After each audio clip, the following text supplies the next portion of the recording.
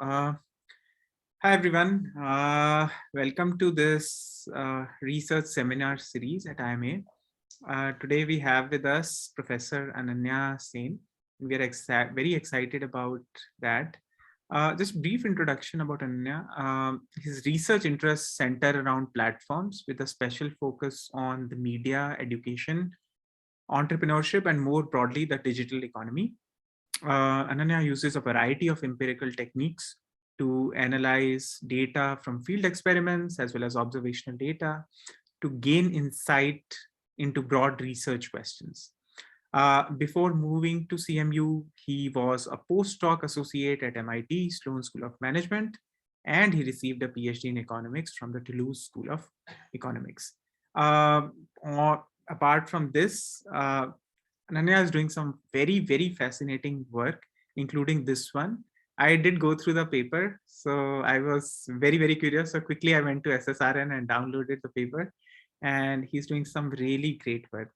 So without further ado, Ananya, thanks again for accepting our invite, and over to you. Thanks, Anuj, for that kind introduction, and thank you for having me. And thank you everyone for being here. Late in the evening.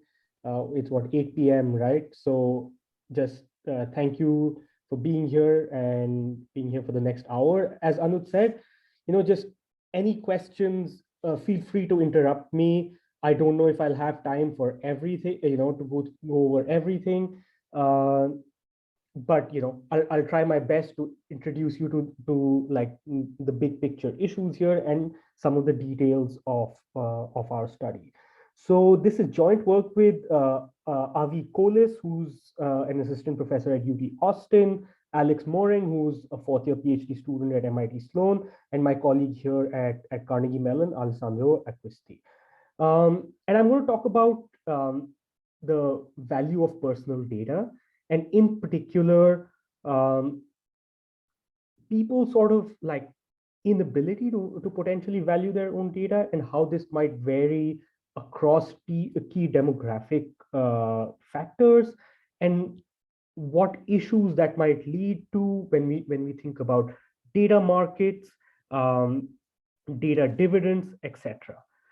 I've mentioned a lot of these sort of key phrases. Let me sort of dive into the big picture. Okay, yeah. So again, this is a marketing audience. I don't need to really introduce the whole notion of the value of data and about how it's been talked about as a sort of a resource that is extremely valuable to companies.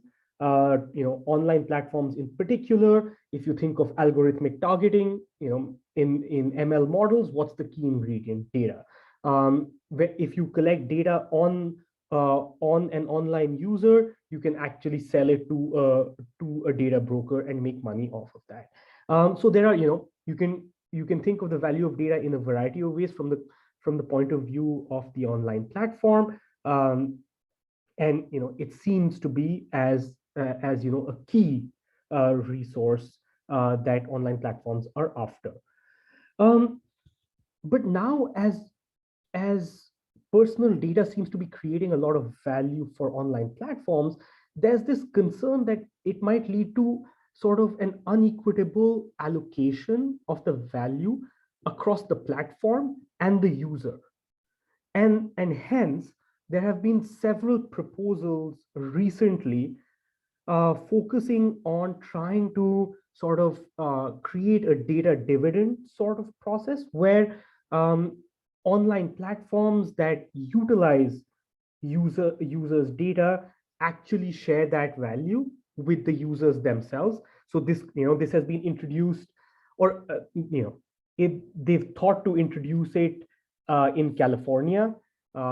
California is the Europe of the US. In Europe, the European Commission has sort of thought about introducing a digital services tax, which would be a tax on revenues from online advertising services, as well as sales of user collected data. So again, the whole idea is that I, as a user, am coming onto a platform. I don't really know the value that I'm providing, but companies are making a lot of money off.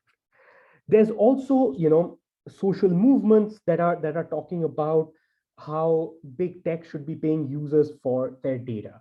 So this is the broad policy sort of debate that's taking place. But when we think about this from a research perspective, in fact, the whole idea of data markets or data dividends, or data as property, has been around for over 2 decades. And there's been conversation since Loudon in 1996 about the allocation of the value of personal data across the firm and the user. And as recently as 2018, where Glenn Weil and his radical exchange community has put forward a proposal of how data should be treated as labor, because advertently or inadvertently, individuals are leaving digital traces online, which are being monetized. So, while some of these policy proposals are new, uh, in there's a sort of a research tradition which has thought about these issues already. Now, when we start thinking about data markets or valuations of personal data, one of the issues is that in the absence of an active market, it might be extremely hard for an individual to value their own data. And this has again been alluded to in some of the descriptive literature. Alessandro Acquisti has a great Journal of Economic Literature review paper where they talk about asymmetric information in terms of valuing your own personal data. In particular, users might not know what the costs associated with misuse of their data might be. So if there's a data breach, what harm can that pose? You might not be aware of the different ways in which companies are actually selling your data or utilizing your data and making money off of it. So there's minimal information on that. Now, if people can't identify the exact value of their data, it can actually prohibit or limit the efficiency of data markets or the design of data dividends, which is, again, when I keep saying data dividends, I'm basically saying that you get some portion of of money that platforms might be making off of you potentially. Okay, so that's the big picture. But if you can't identify the value of your own data, then there are limits to the extent to which there can be an equitable allocation of benefits that can that is based on the extraction of consumer data. Till now, I've basically spoken about this whole value of data from a policy perspective, right? I've touched upon data markets, but more and more, this is becoming a big managerial issue as well. Companies are pledging not to collect or profit off of personal data. There are many examples. Neva is a new search engine that's been launched by ex-Google employees, like high-ranking ex-Google employees. They say that they're not going to sell personal data. They're going to delete data after 90 days of being collected. There are other examples in the crypto space where permission is sort of saying that they want to compensate people for the data that they create. And this is this is now happening at a larger and larger scale.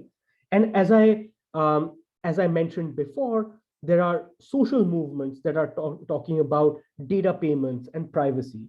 And in particular, which is of particular interest to our paper, is that we actually ended up collaborating with Andrew Yang. So Andrew Yang was a Democratic presidential candidate.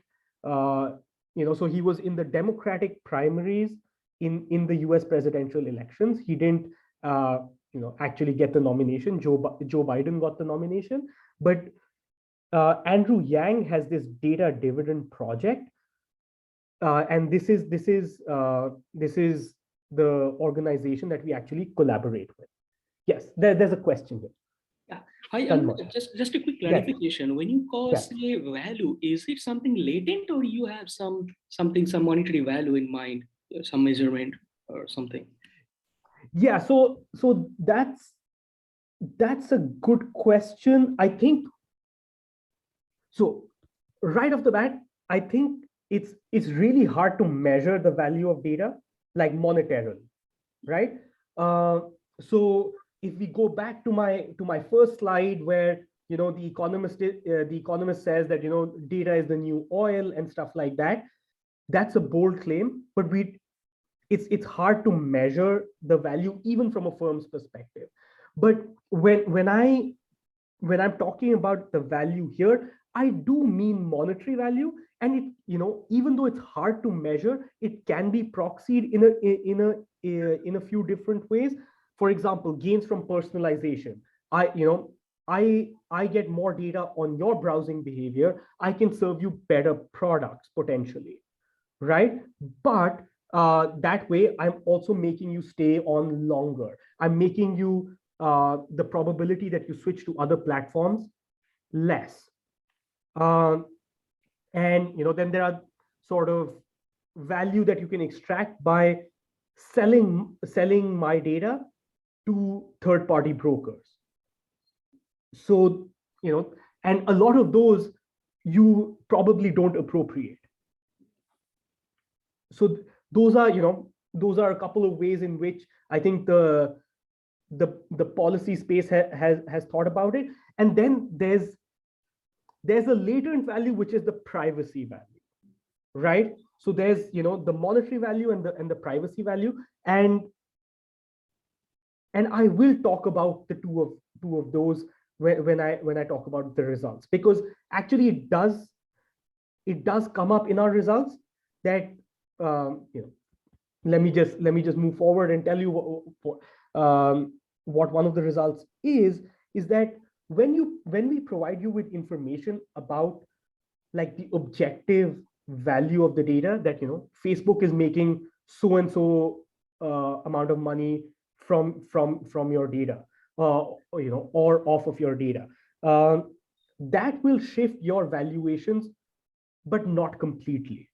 So there's you're going to move, but not completely, and that means that there's something else happening as well. But if you would hold on to this question, I'm going to come back to it for sure. Yeah, go ahead. Sure. But just another clarification. Yeah. The farms consumers, they may not necessarily agree, right, on this value. Yeah. Absolutely. So I think of this as, we are not talking about the optimal design of data dividends. Yeah. We are taking the big policy space, we're taking the big managerial issue, and we're talking about one dimension of this, which can hinder the functioning of these markets. And the whole point is that if you and I don't know how to value stuff, how do we even like start, right?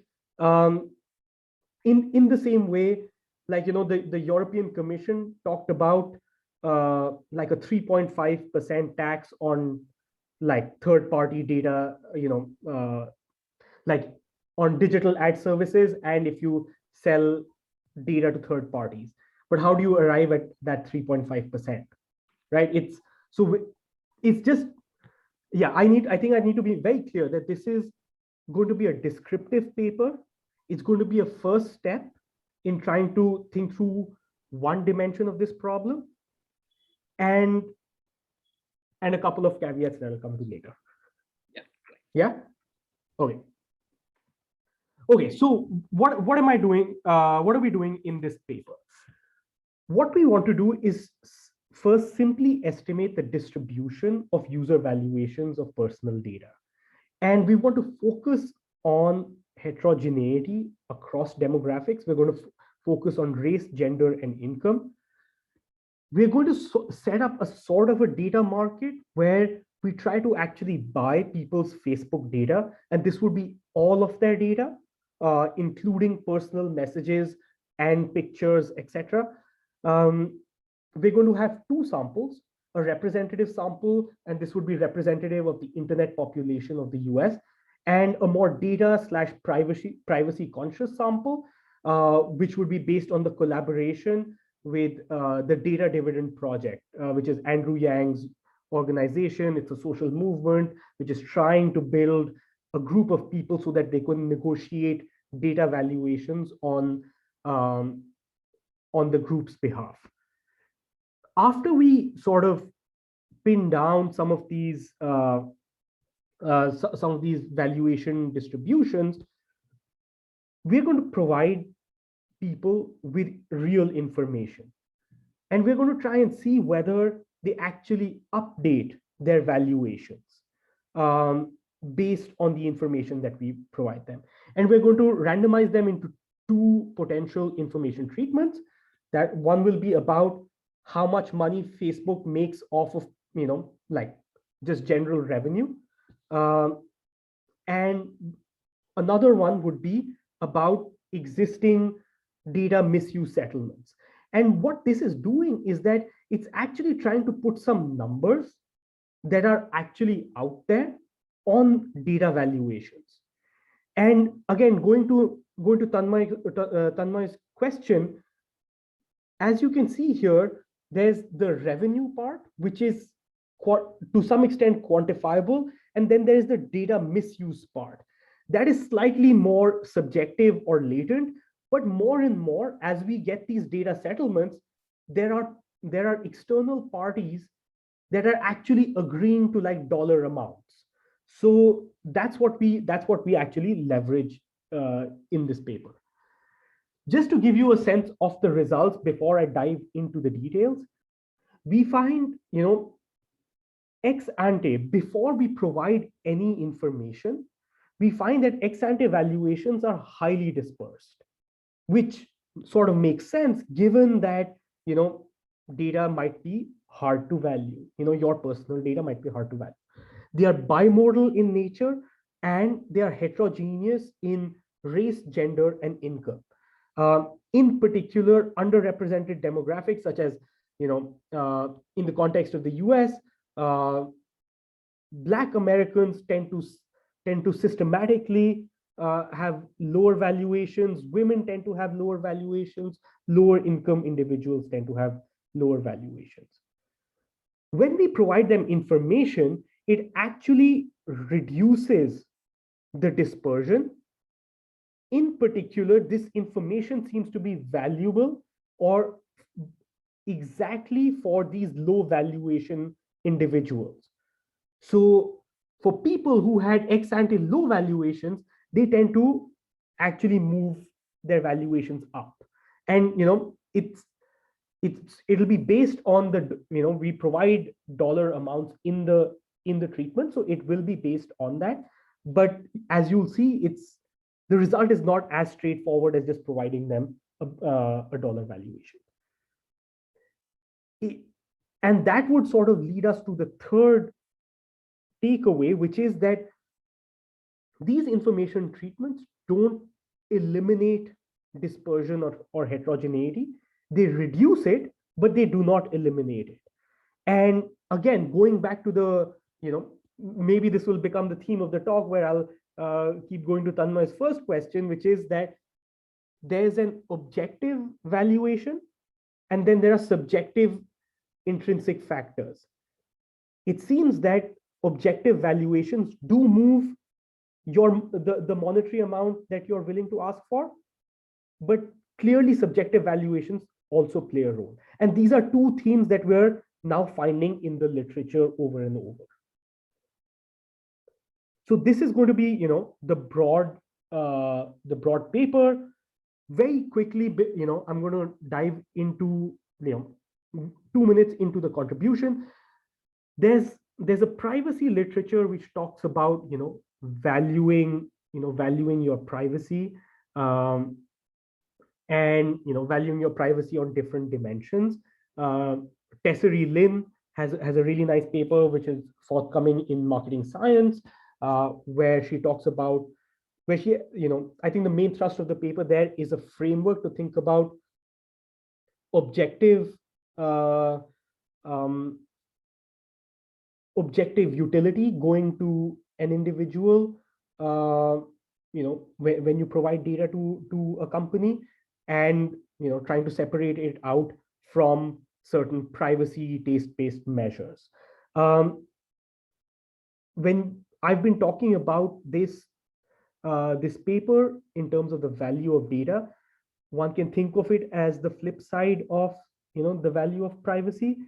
But the key differentiator based relative to the literature here is that we focus on information frictions that might explain part of the low type of valuations that we see in the literature.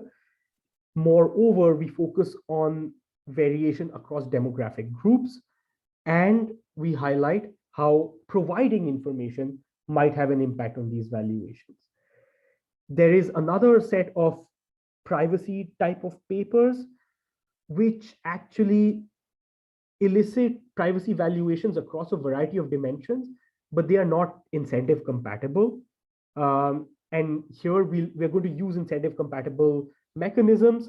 For a subset of users, we ask them to actually upload all their Facebook data, and about 80% of them do.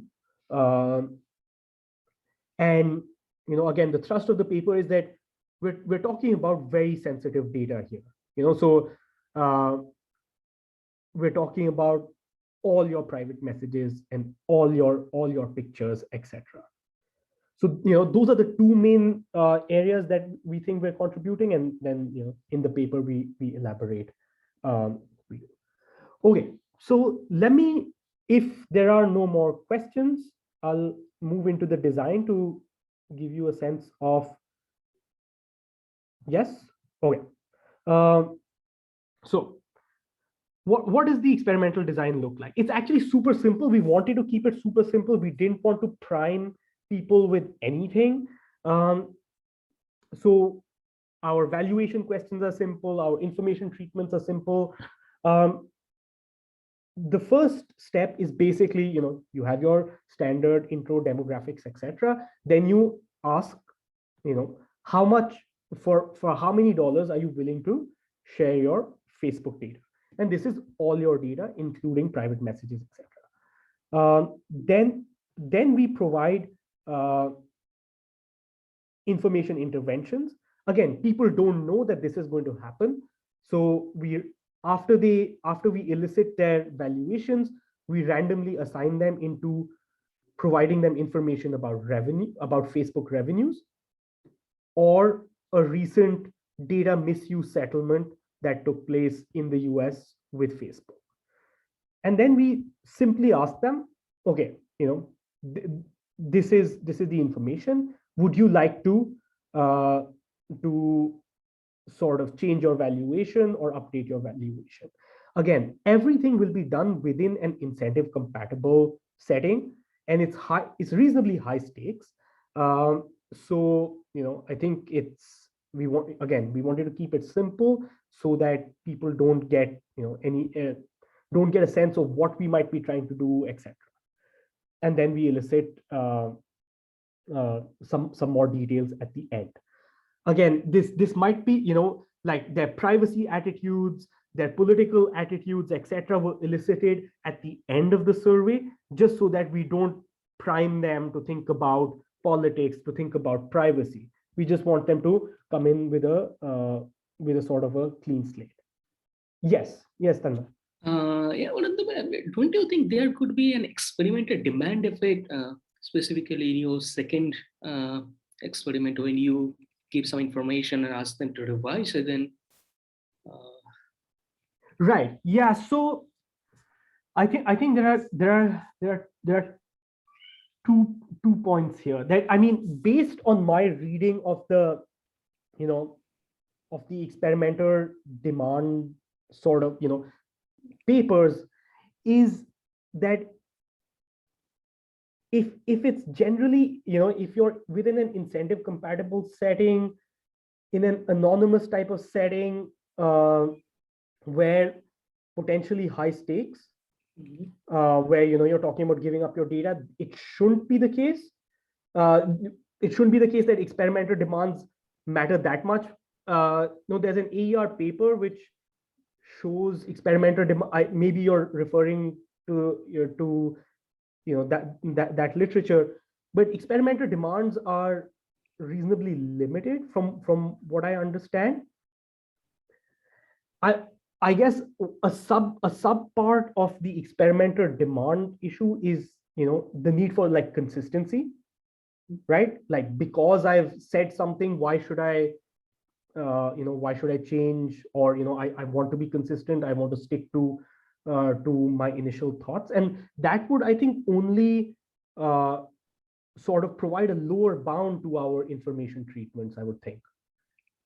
Yeah, but Does that? Yeah. Sorry, go ahead. Yeah. No. I was just checking. Does that make? Yeah. But your pricing is BDM, right? So that is something I really worried. I mean, with BDM, and again another when you give information and ask them to revise. So do they know the pricing is BDM? Yes. Okay. They know the pricing is BDM. Everyone has to pass comprehension checks for the BDM, so they know exactly what's going on. And we did lose, like, I don't know, 10-15% of the respondents, because BDM, it's not straightforward, right? Yeah, like we get confused ourselves, right? Above, below, etc. But we actually had, if you look at the paper, I think it's quite explicit. We ask them two different questions about the BDM so that they've understood. Correct. And also, like, we did think about having a control group, but it wasn't clear within such a setting. Like, if you ask them twice, that will also generate some random clicks, etc. When we come to the results, I think the patterns are reasonably stark to make me believe that there's nothing like that happening. Moreover, we're going to like utilize variation across groups as well. So under the assumption that experimenter demands are reasonably uniform across individuals, it should cancel out in some sense. But when you leave observations, are these balanced by background characteristics? Yeah. They're actually balanced. Yes. Correct. Like, it's in the appendix. There's like a ton of balance tables. But yeah, they're balanced. Yes. Correct. Yeah, but that's a fair question. And in these sort of settings. Okay, so what does the valuation elicitation question look like? As I said, very simply, what's the minimum amount of money you would require to share all of your Facebook data? This includes your posts, photos, messages, likes, and comments. And again, the BDM lottery, for those who might not know, works in the following way, and hopefully I'll get this right. Is that when an individual puts in a dollar amount here, we're going to randomly generate a dollar amount, right? And if the valuation that we draw is greater than what they have asked for, then we ask them to upload the data. If not, then they just continue on, and that'll be, they'll move ahead to the end of the survey. So that'll be the end of the survey, because the BDM we do right at the end. Obviously, because of budget issues, we made 20 offers, and 80% of them uploaded, which was a lot more than what we expected. The median payment was like $150 or so. for this, but given the fact that 80% uploaded was, we found that encouraging, that there is something meaningful here. Just as a, as a security IRB type of issue, we only save the metadata for security reasons. So we have file names, file sizes, etc., which allows us to understand, like, that they've uploaded, pictures, they've uploaded messages, etc. And we have, a couple of, I think, quite rigorous comprehension checks so that they've understood. Just a quick aside on why we're looking at Facebook data. It's the biggest social media platform, and it has super sensitive information, and a lot of talk about big tech, taxing big tech, data dividends is targeted at Facebook and Google, etc. So we went in with with a sort of focused mind as to look at Facebook data. In a pilot, we also looked at Twitter and Instagram, and again, qualitatively the valuations made sense, but the paper is basically Facebook. To give you a sense of the information treatments and what they look like, this is the revenue information. And again, we're trying to minimize any sort of framing here so that the experimenter demand issues don't come up. And we say that to provide some additional context, Facebook is expected to earn over $400 per North American user over the next 3 years as part of their SEC filing. And you answered so and so, do you want to change your answer? And that's it. When it comes to privacy settlement, again, the same sort of thing. To provide some additional context, Facebook recently lost a class action lawsuit for harvesting user data and agreed to pay around $400 per eligible user. You said that you will share your Facebook data for this much. Do you want to change your answer? And that's it. A quick word about the sample. 2 samples, as I had mentioned earlier. There's a representative set of internet users in the US across age, gender, region, race, and education. This is about 4,000 individuals. Again, the partnership with the Data Dividend Project allowed us to access their member base, and we just fielded our survey through email solicitations that got us, it got us about 650 responses, not 700. And the requirement here was that everyone needs to have a Facebook account. For YouGov, this is something that they check. And with the Data Dividend Project, it was self-reported. Okay, now coming to the results. This is baseline results without any information intervention. This is focusing on the YouGov sample. So this is the representative internet users in the US. What you can see here is that these are in thousands of dollars, and the vertical axis is the number of individuals reporting that valuation. What you can see here clearly is that there's a sort of a bimodal type of distribution. These are truncated at 10,000.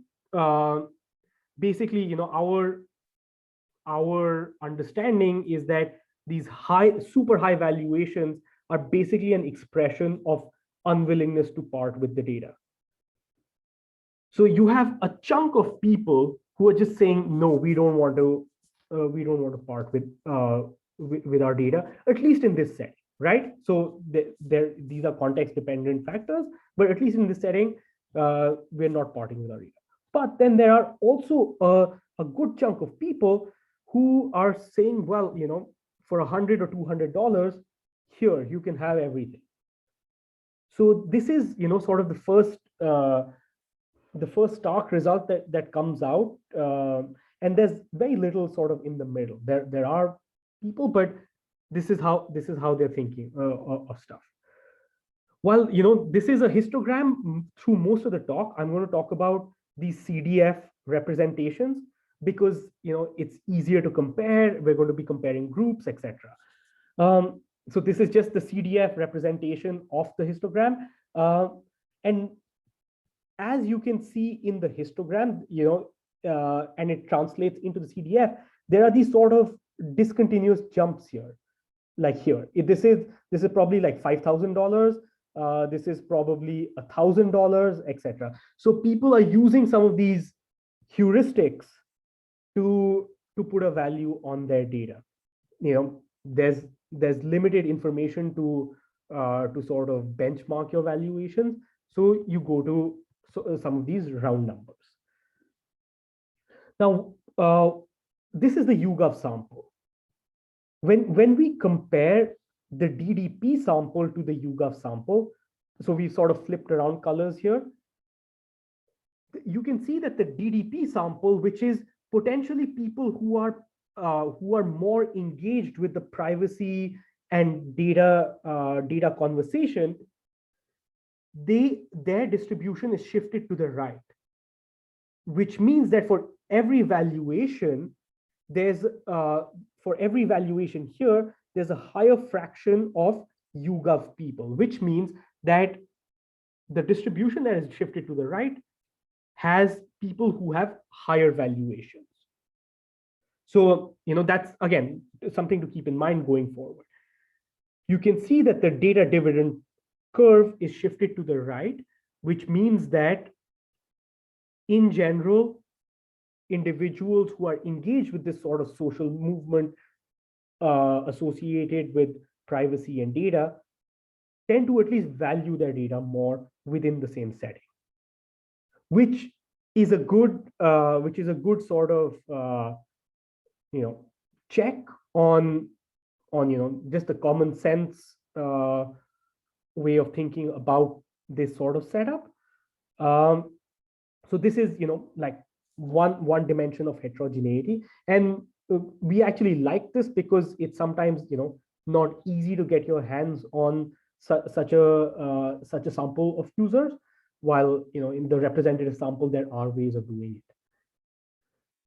Now I'm going to go back to the YouGov sample, and I'm going to talk about heterogeneity in valuations, again using these CDF representations. As you can see here, when you look at black versus white, this is again unconditional distributions. The white distribution is shifted towards the right, which means that in general, black participants have lower data valuations. We don't want to put $1 value. Again, the point of the paper is not to pinpoint one true dollar value, just because it can be context dependent, etc. But we feel that looking at these distributions across groups might have something more informative. So the median black participant has a valuation of $500, while the median white participant has a valuation of $1,000 for their data. And remember, this is the entire stock of your data. So, this is everything that was there since you started using Facebook, and Facebook allows you to download all of it. You get the same sort of distributions for male versus female. Again, the curves are slightly closer together, but even then, the valuation distribution for males, first order stochastically dominates that of females. And again, these are unconditional. But you can put this in, simply in a regression table just to see whether these general patterns hold when we, put in income, education, age, and we see that these sort of differences still hold.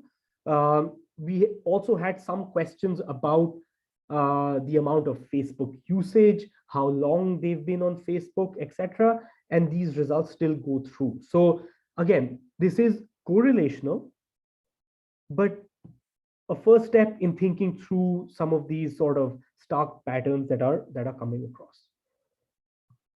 One final picture, I think, before I move on to the information treatments, is the heterogeneity in valuations based on income.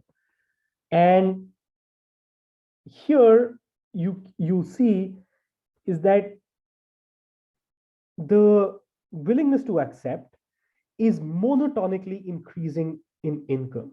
So if you see this purple line are people who prefer not to say. So they prefer not to reveal their income. These are potentially people who maybe are super careful, are really might really care about their privacy because they don't want to talk about their income, and they have the highest valuations for their data. Then you have people whose income is greater than 100,000, then and so on and so forth. And this is this came out so cleanly that we were also surprised, but it's very clear that there is this pattern. Yes, Tanmay. Ananda, but the second movement is also higher for blacks, right? And what about gender? I mean, standard deviation is also higher for blacks. Yes, but that might be a sample size issue as well, slightly, because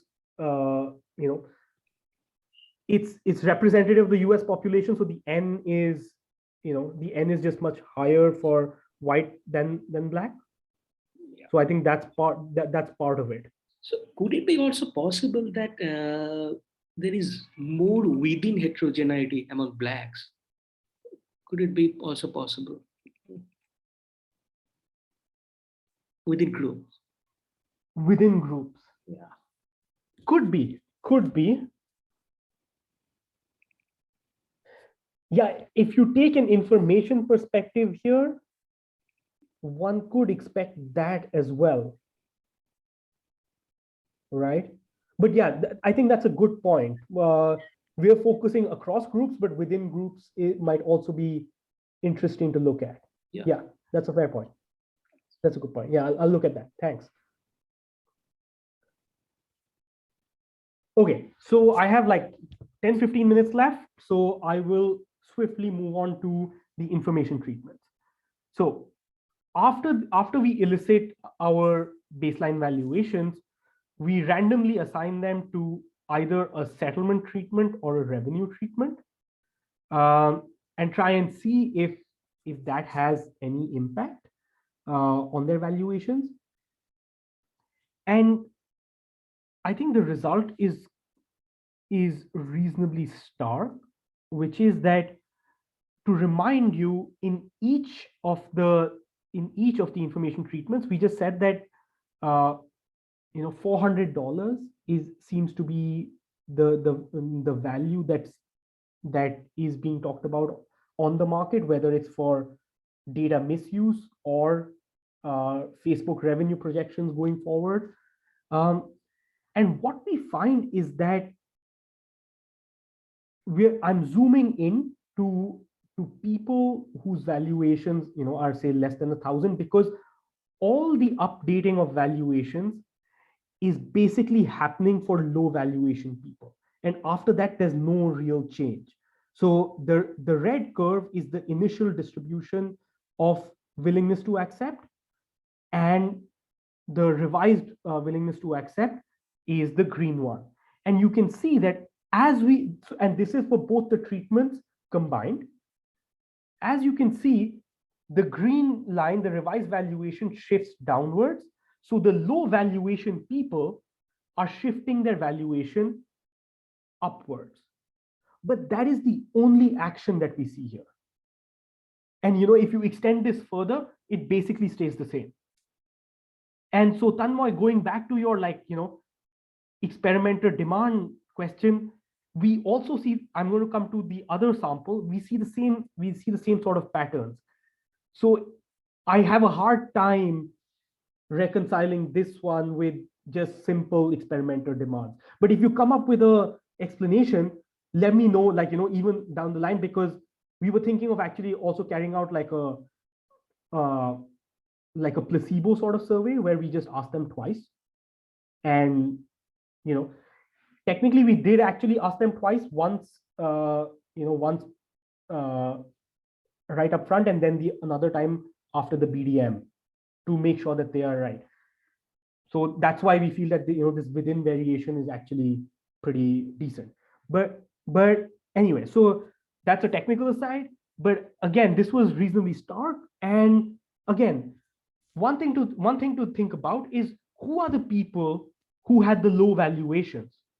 It's women, it's low income individuals, it's Black individuals. And it seems that they are benefiting most from this information. And it's important to note, oh no, I think I put, this is an old table, but it's important to note that even after we control for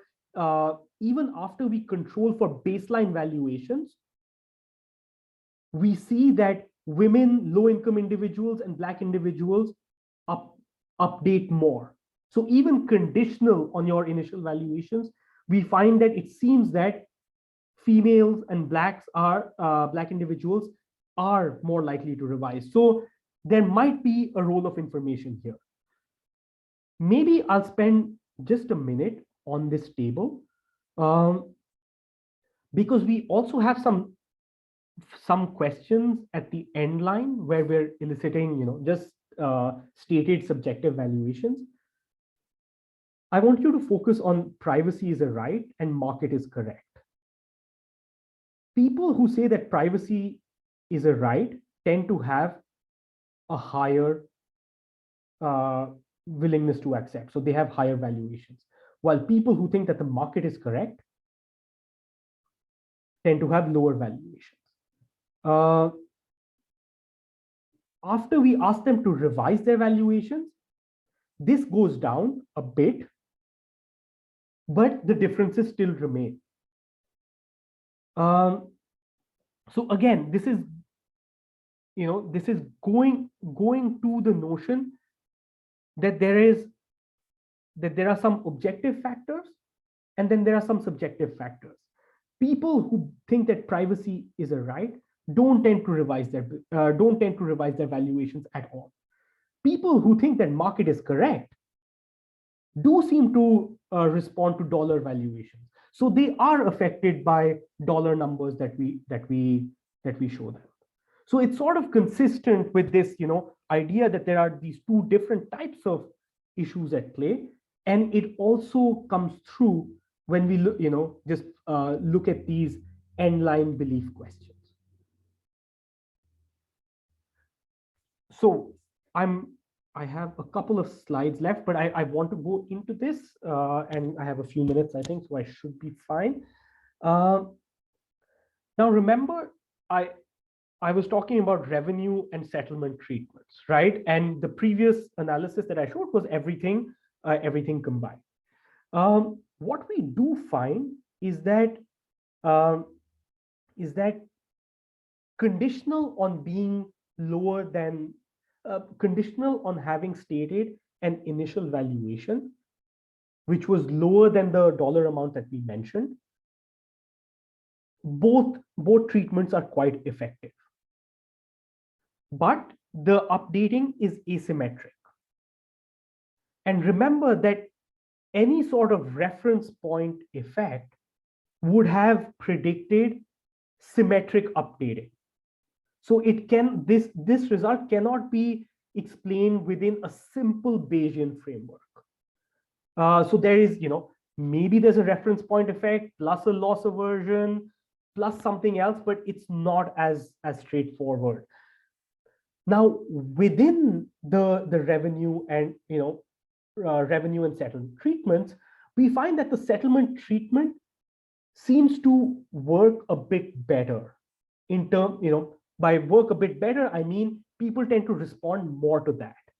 The difference is statistically significant, economically, a bit as well, right? So something that I haven't mentioned here, but I've now added in the paper is that we ran a small follow-up study where we simply asked people to predict how much the Facebook settlement would have been worth, or how much is Facebook going to make off of your, is going to make per user going forward. And we find significantly larger proportion of people saying, I don't know, for the settlement value, for the settlement information relative to the revenue information. And so that would provide some suggestive evidence that there are more information frictions associated with just knowing what data settlements are looking like. But we also use text analysis of their free text response that we asked them to, we said that, why did you change your valuation? And they did give us some responses. There are these responses, and we sort of use text analysis to cluster them into different topics. But I think I want to focus on this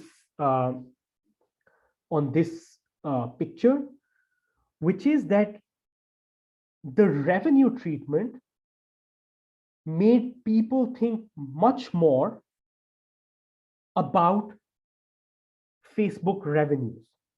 That is, in their free text analysis,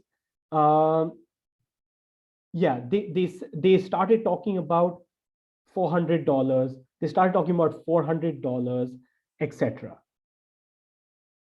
And so the revenue treatment is making people think about revenue more. The settlement treatment has the biggest action for people who are in this sort of extreme privacy cluster. That is, the people who seem to think, or the settlement treatment seems to instigate or seems to trigger this thought in people about privacy, and they fall in our extreme privacy cluster. And so this is sort of some sort of face validity to our treatments working the way they should be. Yes, Tanmay. I don't know, maybe I missed it, but is there any difference by demography here? With This between treatments, I do not. So I think we would run slightly into sample size issues, but I do not remember us analyzing. But it would I be think, okay, yeah. So I remember analyzing something in regressions, but not like properly. But I see your point. It would be interesting. Yeah, I think so. Yeah, fair point. Thanks. Final picture, and then I'm done.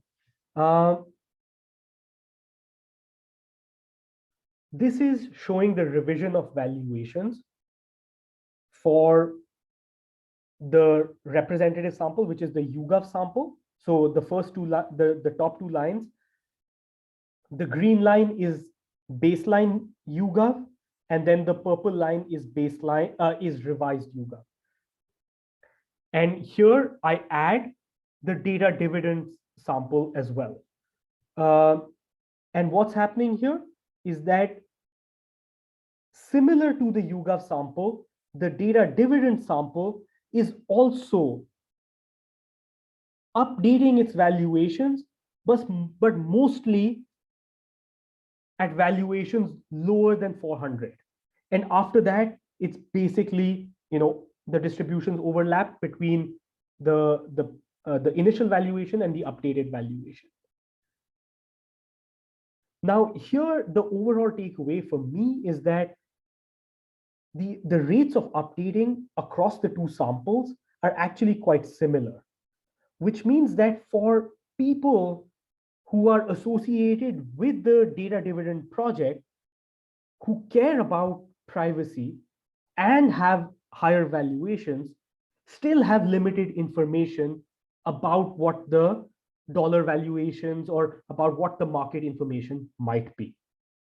So limited information might be an issue with the general population, but it seems to be an issue with the more connected with a more connected set of people as well, because they seem to update at similar rates, even though their valuations are higher. This was a little puzzling initially for us, that why are they updating, but I think it seems to make sense. Yeah, so this is what I've said, and I would now like to conclude.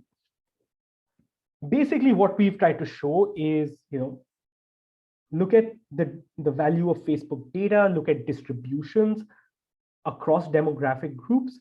And, this is one sort of way of starting to think about designing data payments. Again, one way.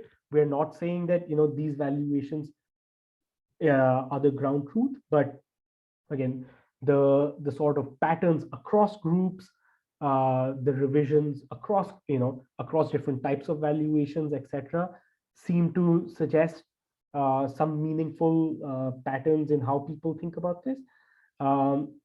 And again, if we want to think about well-functioning data markets, or even any sort of data dividend type of policy, or companies trying to think about, how do people value their data, where should they price their services, etc. Information campaigns can help people understand their own valuations, exactly because we are functioning in contexts where there's limited market information. And there's a whole literature, or there's an upcoming literature which talks about how firms learn to price their products in new markets, or they learn to price new products per se. And this is, in some sense, the consumer or the user analog of that. How do I think of valuing my personal data where I don't really know too much information about it? And that's all I have. Thank you for listening. Thanks a lot, Ananya. Very cool paper, and also presented in a very simplistic way, and that was the fun part. It was pleasure it's a simple paper. So but still a very cool one. You can easily make it a tough paper. Just a simple experiment can be just made to look like what happened kind of thing. But it was really, really nice having you with us. Thanks a lot once again, and really appreciate your time here. Thank you so much for staying on, and I'm sure it's now dinner time, and if you have any further thoughts or comments, we have a public version out, but we're thinking of sending this off sooner rather than later to a journal. So anything that we might want to work on, Tanmoy, thanks for your comments, and Anuj, any further thoughts, more than welcome. And thank you so much for having me. This was great. Yes, please. Thanks a lot.